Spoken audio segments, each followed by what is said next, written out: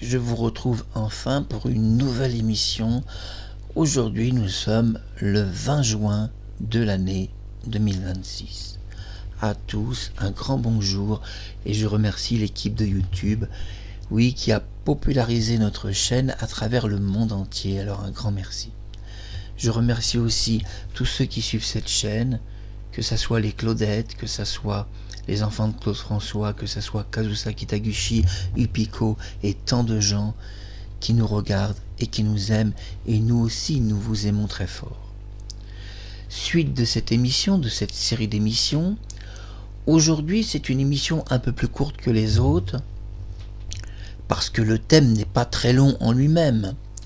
C'est le dernier petit déjeuner de Claude François qu'il a pris le 11 mars 1978.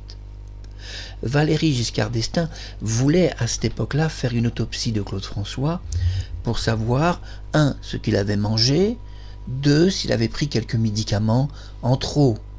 Un accident médicamenteux, il aurait pu par exemple prendre 2 fois de suite les mêmes médicaments et les prendre une fois et sans danger.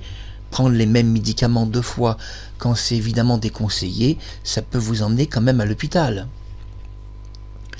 Le 11 mars 1978, l'autopsie a été refusée par la famille François et on ne saura jamais ce que contenait son estomac. Y avait-il des œufs de caviar comme Marie-Thérèse l'explique? Pendant 30 ans, cette gentille fille que j'aime beaucoup et dont on doit la respecter a expliqué que Claude a mangé à la louche et elle était assez dégoûtée. Et oui, du caviar, ça la dégoûtait, il prenait ça à la louche plutôt que sur des toasts. D'ailleurs, le docteur Elbaz ne semble pas informé de cela puisqu'il dira pendant des années que Claude avait pris sur des toasts du caviar, ce qui est faux puisque Marie-Thérèse a dit tout le contraire, qu'il n'a pas pris de toast mais mangé à la louche. Il a pris des louches, une louche donc c'est quelque chose en métal pour ceux qui sont étrangers, et il a avalé du caviar à la louche, ce qui est assez dégoûtant et pourrait faire vomir n'importe qui, même la personne qui prendrait ce caviar à la louche. Valéry Giscard d'Estaing n'a pas répondu à cette question énigmatique. Oui, le jour de sa mort, dans son ventre, aucune autopsie n'a révélé le contenu précis de ce qu'il a mangé, que ce soit des médicaments qu'il a pu prendre en double, en triple, ou que ce soit tout simplement le caviar. Mais ce qui nous intéresse, c'est Marie-Thérèse. Dans une émission du droit de savoir, nous apprenons qu'elle est arrivée sur place dans l'appartement de Claude, il était 14h20. Dans le DVD de Fabien Lecoeuvre, collection officielle, nous apprenons qu'elle est arrivée vers midi dans cet appartement. Puis, dans l'émission Le Destin brisé de Claude François, émission très rare de France 2, nous apprenons qu'en réalité, elle n'est pas arrivée à 14h20, ni aux alentours de midi, mais elle est arrivée à 11h du matin, ce qui est plus logique, puisqu'il est question d'un petit déjeuner. Le petit déjeuner en langue française se prend entre 5h du matin et maximum 11h. Le déjeuner en langue française se prend entre midi et 15h, 15h30 de l'après-midi pour ceux qui sont retardataires. Et le dîner se prend le soir à partir de 18h pour ceux qui se couchent tôt, le temps de digérer bien sûr, et ceux qui se couchent tard jusqu'à 2h du matin, il n'y a pas de limite. Il est question d'un petit déjeuner, d'ailleurs Marie-Thérèse le dit, dans son interview qu'elle donne pour Fabien Lecoeuvre et Claude François Junior, c'est Claude François qui prépare le petit déjeuner. Elle le dit, mais on va écouter ça de plus près. Écoutons ce qu'elle nous dit, c'est quand même mieux que ça vienne de sa bouche plutôt que de la mienne.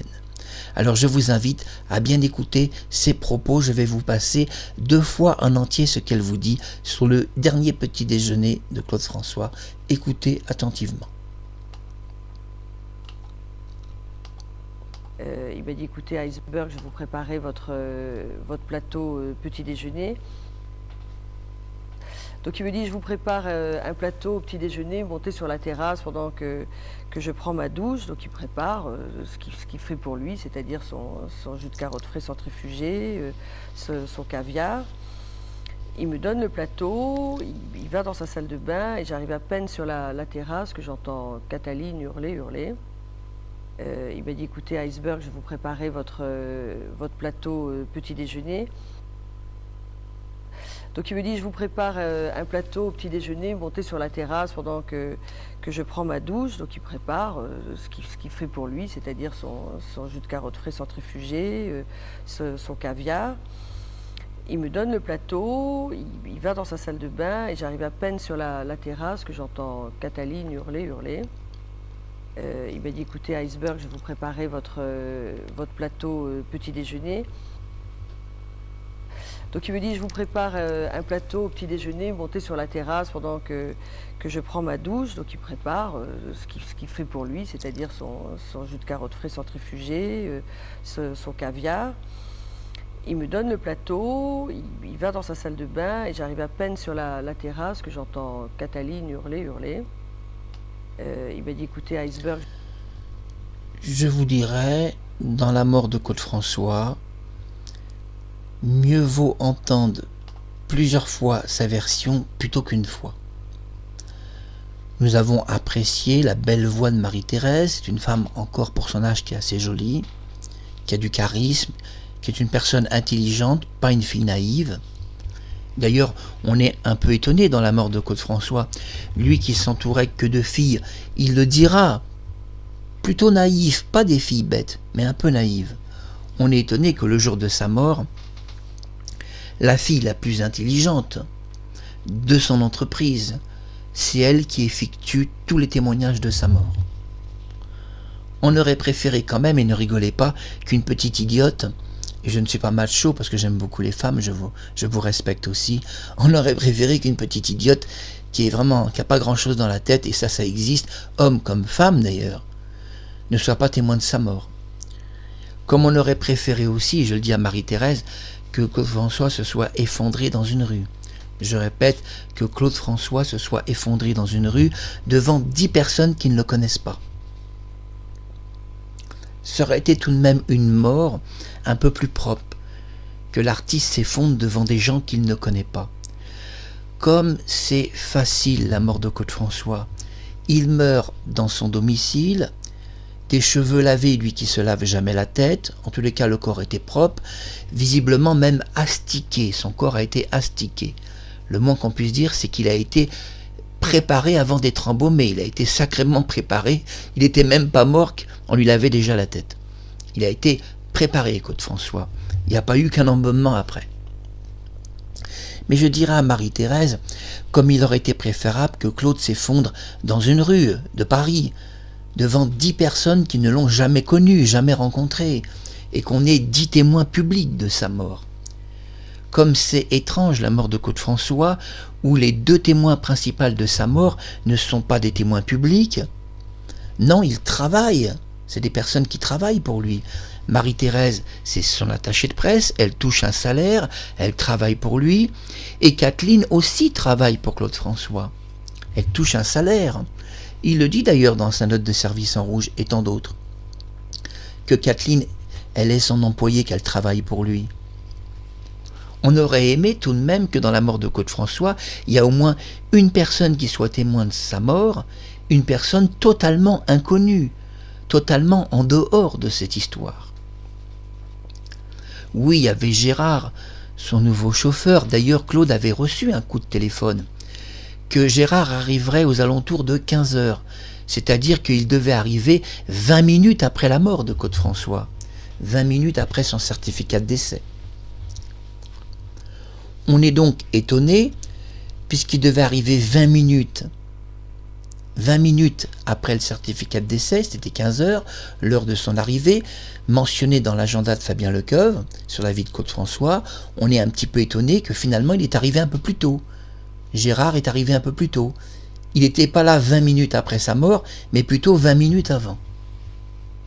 Mais en tous les cas, s'il était là 20 minutes avant, ce n'est pas lui qui a traîné le corps de Claude François, puisque les 2 femmes, c'est elles qui ont traîné le corps selon la version de Marie-Thérèse.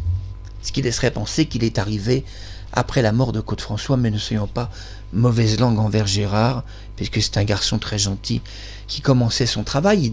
Et oui, il était chauffeur de Claude François. On va voir ça en détail. Et je le dis à Marie-Thérèse, ça aurait été si simple si Claude s'était effondré devant des gens que lui-même ne connaissait pas. Parce que là, l'histoire de sa mort, elle est compliquée. Il s'effondre devant tous ses amis, finalement. Puisqu'on a appris plus tard qu'il y avait Geneviève Leroy et qu'il y avait encore tant d'autres personnes sur place. Comme c'est pratique de s'effondrer devant ses amis ou devant son personnel de travail. D'ailleurs, Kathleen révélera qu'elle n'était pas partie en Suisse avec lui. Nous savons pourquoi, puisqu'il s'est confié à Jacques Harvey. Il était fâché. Oui, il était même en dispute, en rupture avec Kathleen. Et il ne voulait pas d'elle en Suisse. Nous savons la vraie histoire. Mais elle, Kathleen, se justifie autrement. Non, elle a décidé de ne pas aller en Suisse avec lui parce qu'elle avait une séance de photographie à faire. Mais on est étonné, puisque le patron, c'est Claude François. Ne peut-il pas annuler cette séance de photographie pour partir avec sa future femme en Suisse? Quelle belle lune de miel un peu avancée, et ne rigolez pas. Il et son patron peuvent faire annuler la séance photo, mais visiblement il n'a rien fait pour. Puisqu'elle le dit, Kathleen, elle a finalement fait cette séance photo pendant les 3 jours où il était absent. Visiblement, elle était occupée beaucoup plus par son travail que par sa liaison avec son futur mari. En tous les cas, elle se présente comme telle. Mais je dis à Marie-Thérèse, nous savons que toute l'histoire de Kathleen a complètement été inventée et n'existe pas. Et je peux le prouver devant n'importe quelle police, devant n'importe quel juge, je peux le prouver. Je peux le prouver en m'appuyant sur les archives des paparazzi. Selon Kathleen, elle vivait avec Claude François depuis 1976. Tout le monde sera alors étonné qu'aucun paparazzi n'a jamais photographié Kathleen sortant de l'immeuble où est mort Claude François au 46 boulevard Exelmans, ou même entrant dans cet immeuble. On est étonné aussi que tous les fans qui ont fait des milliers de photos de Claude François, ou Claude François Junior a montré ses albums de photos de fans. Bonjour à mon coco, bonjour à toi. Tu as vu ces photos de fans? Il y en a des milliers. Moi, j'ai des milliers de photos que les fans ont pris de Claude. J'en ai des milliers chez moi qui sont sur mes disques durs. On serait étonné que sur l'intégralité des photos, pardon, on sera étonné que sur l'intégralité des photos, on ne trouve pas une seule photographie où Claude François se trouve avec Kathleen sortant de l'immeuble ou entrant dans cet immeuble. Pas de photos de paparazzi, pas de photographie de Kathleen avec Claude, malgré les milliers de fans qui font des milliers de photos. Presque tous les jours, il était photographié. On a vu, il n'y a pas de photographie faite par les fans où Kathleen entre dans l'immeuble, où elle sort. Il n'y a pas de photo de paparazzi en 2 ans. Alors que, quand Claude est mort, elle est restée dans cet appartement quelques semaines. Et il y a eu des centaines de photos prises par les paparazzi.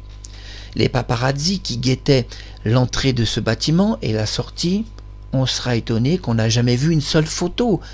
Non, il n'y en a pas. Je parle d'une photo où les 2 amoureux sortent de cet appartement. Où sont les photos?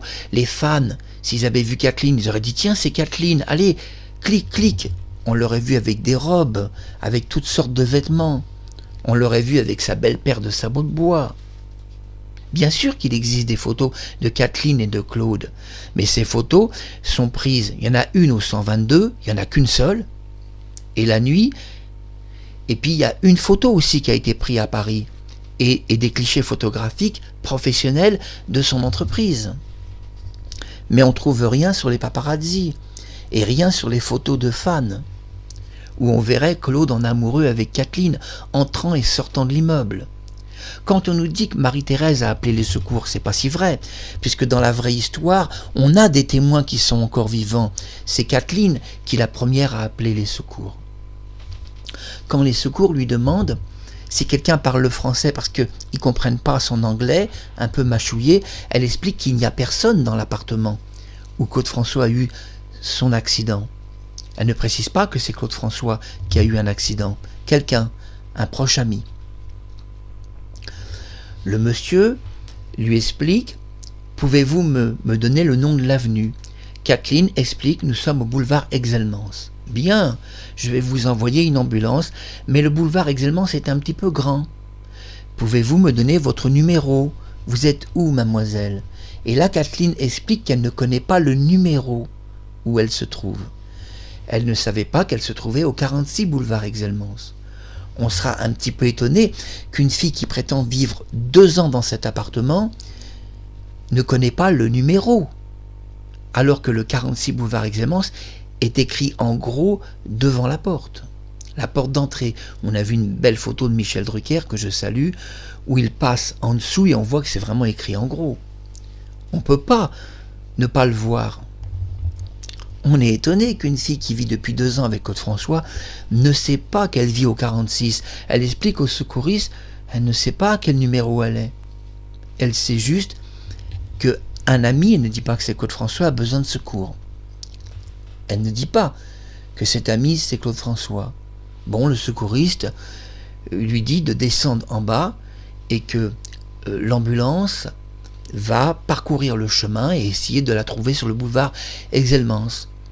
Comme il n'y avait pas d'ambulance et pas de pompiers, l'appel est détourné et c'est finalement un pompier qui était à quelques kilomètres qui décide de se déplacer. Mais avant de se déplacer, le pompier qui était au téléphone, c'est-à-dire le premier secouriste, lui explique, c'est-à-dire le SAMU pour être plus précis, lui demande si quelqu'un parle le français. Elle explique que non, elle est toute seule. Et puis se reprend et dit au secouriste que Marie-Thérèse, l'attachée de presse de Claude François, elle ne précise pas que c'est une attachée de presse, se trouve sur la terrasse de Claude, qu'elle va courir la chercher. Le problème, c'est qu'entre le moment où elle pose le téléphone et le moment où Marie-Thérèse prend le téléphone, il va s'écouler de nombreuses minutes.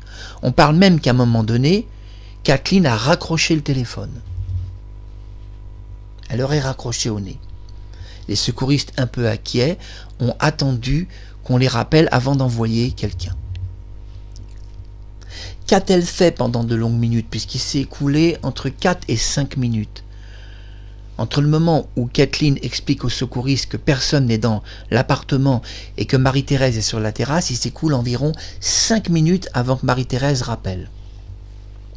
Le jour de la mort de Claude François, vous ne le savez pas, mais Marie-Thérèse n'a pas appelé un médecin seulement, mais 2. Elle a également appelé le docteur Elbaz. Et ça, c'est très secret et je vous le révèle que maintenant. Et on est peu de personnes à savoir ça. À part le mort et Marie-Thérèse, on n'est pas grand monde à savoir cette vérité. À moins qu'il y avait à moins qu'il y avait Marc Harriman dans l'appartement, pour faire un jeu de mots. On n'est pas grand monde à savoir un tel détail. Parce que Marie-Thérèse va appeler son médecin généraliste qui refuse de se déplacer et elle appelle le médecin de Claude François qui est le docteur Elbaz. On est très peu de personnes à savoir cette information. On est très peu à le savoir. Le docteur Elbaz prend l'appel téléphonique et refuse devant Marie-Thérèse de se déplacer. Lui aussi, il est très occupé. Passons les détails. Revenons sur l'appel téléphonique de Kathleen vers les secouristes de Paris. À un moment donné, elle explique que Marie-Thérèse est sur la terrasse, elle va la chercher, mais il va s'écouler au moins 5 minutes avant que les secouristes reçoivent un nouveau appel, cette fois-ci de Marie-Thérèse. Qu'a-t-elle fait, Kathleen? Elle explique au départ qu'elle est seule avec cette amie dans cet appartement. Elle est au 46 boulevard Exelmans mais ne connaît pas le numéro. Elle sait qu'elle est au boulevard Exelmans. A-t-elle couru le long du boulevard Exelmans pour traverser le 122 et cogner chez Marie-Thérèse pour expliquer que son ami, qui est Claude François, a eu un accident et de vite venir en urgence. Et que elle n'arrive pas à s'expliquer au téléphone. Parce que dans la vraie version, c'est ce qu'elle va dire à Thérèse. Je n'arrive pas à m'expliquer, Thérèse. On me demande des tas de choses. Je ne sais rien de ce qu'on me demande. Je ne connais pas le numéro, rien. Vite, vite, prenez l'appel, débrouillez-vous vous-même. Et oui, elle ne connaissait rien, Kathleen, même pas le numéro. Mais Marie-Thérèse était-elle sur la terrasse? Si elle est sur la terrasse, pour monter une terrasse, on n'a pas besoin de 5 minutes.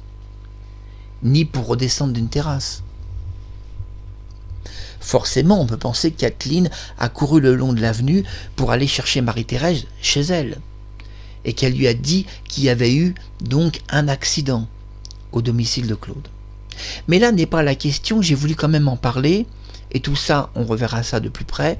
On est là dans cette émission pour le petit déjeuner de Claude François. Dans cette version qu'on a vue, le petit déjeuner, c'est Claude François qui l'a préparé. Il a préparé le petit déjeuner, il s'est préparé son jus de carotte centrifugé. Ce que ne dit pas Thérèse, puisqu'elle ne donne pas la version complète, il s'est énervé, Claude, parce qu'il n'a pas trouvé de pamplemousse, et qu'il préfère prendre un petit déjeuner avec son jus de pamplemousse. Énervé de ne pas avoir son pamplemousse, on est même étonné qu'il n'ait pas donné un ordre, en disant à Kathleen ou Marie-Thérèse, « Bon, puisque j'ai le temps d'aller prendre ma douche, pouvez-vous descendre, acheter des pamplemousses et revenir à l'appartement ?» Vous allez me dire, pourquoi tu nous parles d'ordre? Pourquoi tu nous dis que Claude François a donné des ordres? Pourquoi tu parles de ça, Marc? Tu as envie de nous dire quelque chose que tu n'oses pas vraiment nous révéler. Tu vas attendre encore combien de temps avant de nous en dire plus, hein? Je vais quand même pas trop attendre dans cette série d'émissions. Oui, des ordres. C'est bien le problème, c'est que dans la mort de Claude François, il est mort en donnant des ordres. Et ça a été caché à tout le monde. On est très peu de personnes à savoir cette vérité. Il y a moi et Marie-Thérèse, on est déjà deux à le savoir. C'est déjà pas si mal. Marie-Thérèse, quand elle voit la dernière fois Claude, il est assis sur une chaise. Selon la version officielle, c'est un pompier qui a assis Claude François sur une chaise. Dans la vraie version, ça s'est pas passé du tout comme ça.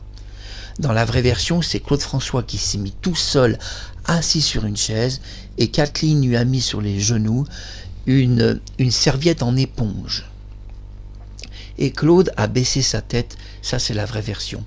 Quand il est assis sur une chaise, il est assis avant que le pompier arrive sur place. Et c'est lui-même qui s'est assis sur la chaise, personne ne l'a aidé, parce que quand son corps a été traîné, il a repris connaissance. En effet, il a repris connaissance quand Kathleen a effectué un premier massage cardiaque, et ça vous ne le savez pas. C'est à ce moment-là qu'il a respiré à nouveau. Puis il a retrouvé des forces et a réussi à s'asseoir tout seul sur cette chaise. Ça, vous voyez, ça n'a jamais été dit. Et c'est à ce moment-là que Kathleen a mis une serviette en éponge sur ses genoux et il lui a expliqué en caressant ses cheveux et son visage de ne pas s'inquiéter, on allait appeler les secours. Et c'est à ce moment-là seulement qu'elle a appelé les secours. Voilà la vraie histoire, qui n'a rien à voir avec ce qu'on nous raconte aujourd'hui. Mais ce qu'on nous raconte aujourd'hui, c'est que Claude François a mâchouillé des mots. On ne comprenait pas ce qu'il disait quand il est revenu à lui.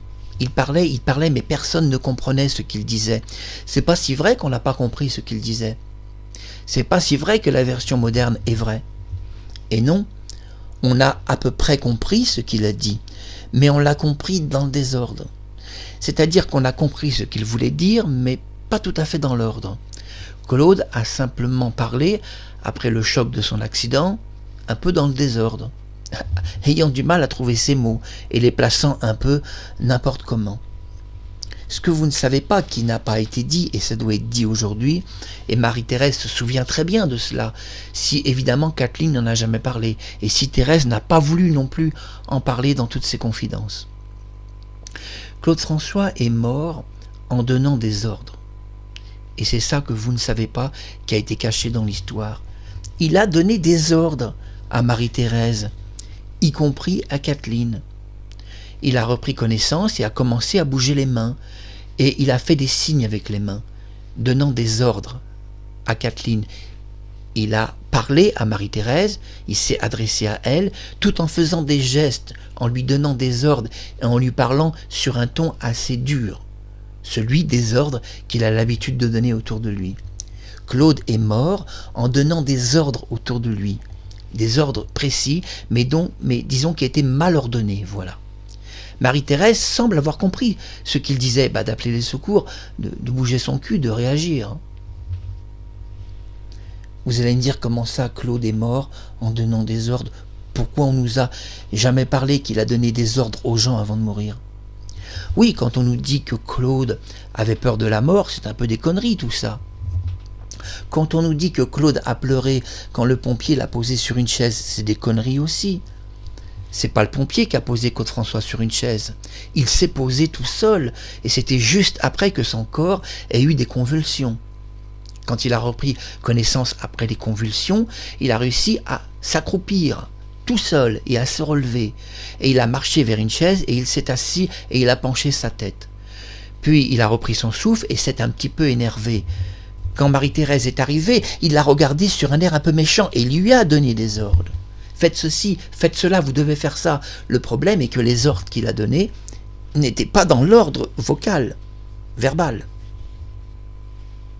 Et ça, tout ça, vous ne le savez pas, parce que Marie-Thérèse n'a jamais dit ce qui s'est passé le jour de la mort de Claude François. On est très peu de personnes à savoir cette vérité, que Claude est mort en donnant des ordres. Non, il n'avait pas peur de la mort. Ça, c'est une légende. Il n'avait pas peur puisqu'il donnait des ordres. Mais par contre, le fait qu'il a pleuré, c'est vrai.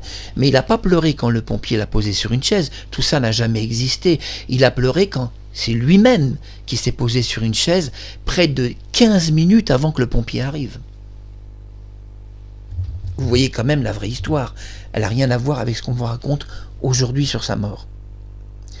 C'est 15 minutes avant que le pompier arrive, après des fortes convulsions qui auraient pu l'entraîner dans la mort, que Claude reprend difficilement son souffle, après un massage cardiaque de Kathleen. Il s'accroupit. C'était un homme qui était assez fort, Claude, qui faisait du sport, donc il a repris vite des couleurs, et puis il a marché, il a fait quelques pas vers une chaise, et il s'est assis. Il a préféré s'asseoir que rester allongé. Il ne voulait pas rester allongé sur le sol, il voulait s'asseoir. Il s'est donc assis sur une chaise. Kathleen s'est précipitée sur lui a mis sur les jambes une serviette en éponge et l'a rassuré en anglais. Elle lui a parlé tout en anglais, expliquant qu'elle allait appeler les secours, de ne pas s'inquiéter, qu'elle appelait les secours. Et elle lui a caressé les cheveux, je vous donne des précisions, et elle lui a caressé aussi le visage, et elle lui a parlé. « T'inquiète pas, Claude, t'inquiète pas, on appelle les secours. Tout de suite, j'appelle tout de suite. Surtout, ne bouge pas et ne tombe pas de ta chaise. » Et il lui parle comme ça. Claude tenait en équilibre sur sa chaise, mais au bout d'un petit moment, peut-être a-t-il été agacé que les secours ne viennent pas. Et à un moment donné, quand Marie-Thérèse est arrivée, Claude l'a regardée et s'est énervé après elle. Et ça a été caché jusqu'à maintenant. Il n'y a que moi qui révèle la vérité. Personne ne vous a jamais dit que Claude François était énervé après son attaché de presse. Il a regardé Marie-Thérèse, il l'a regardée dans les yeux, et il lui a fait des signes, des gestes, et il lui a donné des ordres. Des ordres très précis de réagir, de faire quelque chose. Marie-Thérèse pensait, quand elle est arrivée, que Claude en faisait un peu trop, qu'il jouait la comédie. Et c'est peut-être parce que justement, elle a dit à peu près ça, qu'il jouait la comédie, que Claude l'a regardé avec un air sévère et lui a donné des ordres. Ça ne lui a pas plu qu'elle parle d'une comédie. Marie-Thérèse pensait que Claude simulait quelque chose pour pas aller à son émission de télévision. Claude a été énervé qu'elle croit qu'il simule. Et là, il s'est énervé après elle, l'a regardé dans les yeux et lui a fait des signes et lui a donné des ordres verbaux. Mais son verbe était complètement dans le désordre. On ne comprenait pas ce qu'il disait, mais dans le ton qu'il le disait et dans les gestes, on a quand même compris qu'il parlait d'appeler les secours ou quelqu'un pour lui venir en aide. Voilà la vraie histoire qui est enfin recadrée. Et si vous ne me croyez pas, demandez à Marie-Thérèse, elle va vous confirmer que Claude François est mort en lui donnant des ordres très précis, mais dans le désordre, et qu'elle n'a jamais voulu parler de cela, car elle se sentait un peu coupable d'avoir cru qu'il avait simulé son accident. Simuler sa mort, si vous voulez, ça serait plus clair qu'il avait fait une simulation d'un accident pour ne pas aller au travail, dans une émission de Michel Drucker. Mais vous pouvez la contacter, Marie-Thérèse. Elle vous dira que tout ce que je vous dis est la vérité. Seulement, ce qu'elle vous dira, c'est qu'elle ne comprend pas comment quelqu'un a une telle connaissance. Comment Marc Harriman sait-il tout ce qui s'est passé? Ça, Marie-Thérèse ne peut pas savoir comment je sais tout ça. Et un jour, je vous en parlerai, mais le moment n'est pas venu de parler de cela, et c'est pas certain que dans cette émission, je vais révéler comment je sais tout ça. Mais Marie-Thérèse vous le dira, il ne peut pas savoir de telles choses, puisque ça n'a jamais été dit, que Claude François est mort en lui donnant des ordres. Mais c'était bien de rétablir la vérité, et que enfin on sache toute la vérité aussi de ce côté-là. Mais ce qui nous intéresse dans cette série d'émissions, c'est le petit déjeuner. On a vu que le petit déjeuner, selon elle, c'est Claude François qui l'a préparé. D'ailleurs, elle l'a dit dans Le Droit de savoir, dans Destin brisé, dans le DVD de Fabien Lecoeuvre. Ce qu'il y a bien, c'est que dans toutes ces versions, elle explique que c'est Claude François qui a préparé le petit déjeuner dans toutes ces versions, sauf les premières. Les premières, peu de temps après sa mort. Ou dans les premières versions, c'est pas Claude qui a préparé le petit déjeuner. On va lire justement une de ces premières versions qui est retranscrite par Fabien Lecoeuvre. Regardez attentivement cet article. Samedi 11 mars 1978, donc ça figure dans l'agenda de Claude François, mais c'est un article écrit par Fabien Lecoeuvre dans l'agenda. Samedi 11 mars 1978, à 13h10, Claude François s'éveille dans son appartement. 13h10, c'est l'heure de Kathleen. C'est sa version des faits. Nous savons qu'en réalité, dans Destin brisé, elle était là à 11h et il sort de son lit à 11h, c'est-à-dire 2h10 plus tôt. Enfin, 1h10 plus tôt, pardon. 11h, midi, 1h. Alors, de 11h à midi, on a 1h. Et de midi à 1h, on a encore 1h. Donc, ça fait 2h10, c'est vrai. Et oui, parce que c'est pas 11h59, c'est 11h du matin. C'est au début de l'heure et pas à la fin. Donc, oui, effectivement, selon Destin brisé, Marie-Thérèse arrive 2h10 avant son réveil. 13h10, c'est l'heure du réveil, selon le témoignage de Kathleen. Mais selon Marie-Thérèse, qui a témoigné dans son émission Destin brisé, elle est arrivée à 11h du matin, c'est-à-dire 2h10 avant l'heure de son réveil. Claude François s'éveille, bon, passons tous les détails. Oh bah oui, passons les détails du premier soleil qui illumine, le ciel bleu, tout ça. Passons tout ça parce que ça ne nous intéresse pas. Ce qui nous intéresse, c'est un petit peu plus bas ce qui est écrit. Il est écrit dans la cuisine de l'appartement, sa compagne Kathleen et son attachée de presse Marie-Thérèse lui préparent un solide petit déjeuner. Je répète, dans la cuisine de l'appartement, sa compagne Kathleen et son attachée de presse Marie-Thérèse lui préparent un solide petit déjeuner. Dans cette version, l'agenda de Claude François, on découvre que c'est Marie-Thérèse et Kathleen qui ont préparé le petit déjeuner à Claude François et pas l'inverse. C'était à dire aussi. Excusez-moi, je clique sur tous les boutons, je ferme, j'ouvre les pages. Mais alors, qu'y a-t-il d'intéressant dans cette émission de son petit déjeuner? Ce qui est intéressant est de savoir si Claude François a pris son... Excusez-moi, je répète. Ce qui est intéressant, je vais parler plus doucement, est de savoir si Claude François a pris son petit déjeuner chez lui. Ou alors s'il l'a pris ailleurs. Et oui, parce qu'il est possible qu'il se soit déplacé dans la nuit dans son moulin pour rétablir l'électricité. Dans ce cas-là, il n'a pas pris son petit déjeuner chez lui, mais ailleurs. Et on a vu dans la précédente émission que dans la photo intégrale de police, le lit est impeccable. Il ne semble pas avoir dormi là, et peut-être même pas déjeuné ou pris son petit déjeuner sur place. Oui, on est quand même étonné que, dans une version, Marie-Thérèse explique, filmée, que Claude François a préparé lui-même le petit déjeuner pour elle. Mais dans la version de Fabien Lecoeuvre, l'agenda de Claude François, c'est Kathleen et Marie-Thérèse qui ont préparé le petit déjeuner pour Claude François qui dormait en fait. Et qui s'est réveillé pour prendre son petit déjeuner. Il a donc découvert que son petit déjeuner était préparé. Voilà une toute autre version tout de même. Et vous me direz, c'est important. Oui, c'est important parce que s'il n'a pas dormi dans son appartement on comprend que personne ne sait exactement ce qui s'est passé. Oui, s'il a pris son petit déjeuner ailleurs, alors on comprend qu'il y a une contradiction de témoignage. Qu'il a pris son petit déjeuner, c'est Marie-Thérèse et Kathleen qui l'ont préparé, dans une version, et dans l'autre version, c'est lui-même qui a préparé le petit déjeuner pour les deux femmes. Ou du moins pour Marie-Thérèse.